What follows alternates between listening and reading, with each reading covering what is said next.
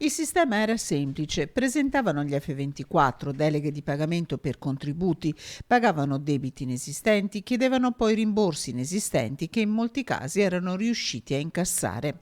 A far scattare le indagini, 2 anni fa, una segnalazione della Camera di Commercio di Padova che ha permesso ai militari della Guardia di Finanza di Padova di scoprire un meccanismo di truffa ai danni dello Stato definito dal procuratore della Repubblica Cappelleri diabolico.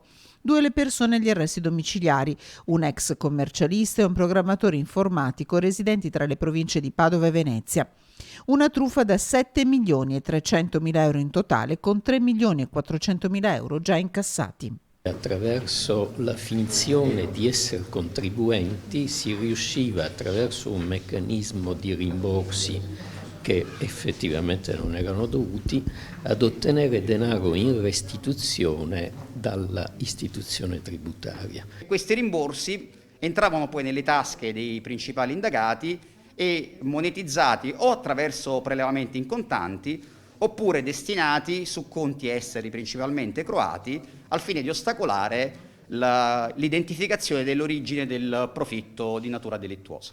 Nell'attività coinvolti i familiari dei 2 prestanomi compiacenti, 35 gli indagati, 60 le perquisizioni in 8 regioni italiane, sequestrati beni immobili e immobili per oltre 3 milioni di euro. Le richieste di rimborso arrivavano alle Camere di Commercio e ai comuni, truffato per 9.000 euro anche il municipio di Arqua Petrarca, a una quarantina di enti bilaterali, cifre di rimborso tali da non suscitare particolari controllo da parte degli enti. Quindi, non riuscendo a comprendere se quel credito avesse o meno natura legittima, procedevano in molti casi ai rimborsi, fino a quantificare la truffa nei termini che abbiamo appena detto. I 2 che con il denaro illecito si erano dati alla bella vita, viaggi, serate, auto di lusso, avevano tentato di accaparrarsi anche i contributi Covid messi a disposizione per le piccole e medie imprese nel primo decreto rilancio del governo. 5 le domande presentate, solo 2 per 4.000 euro in totale sono state evase.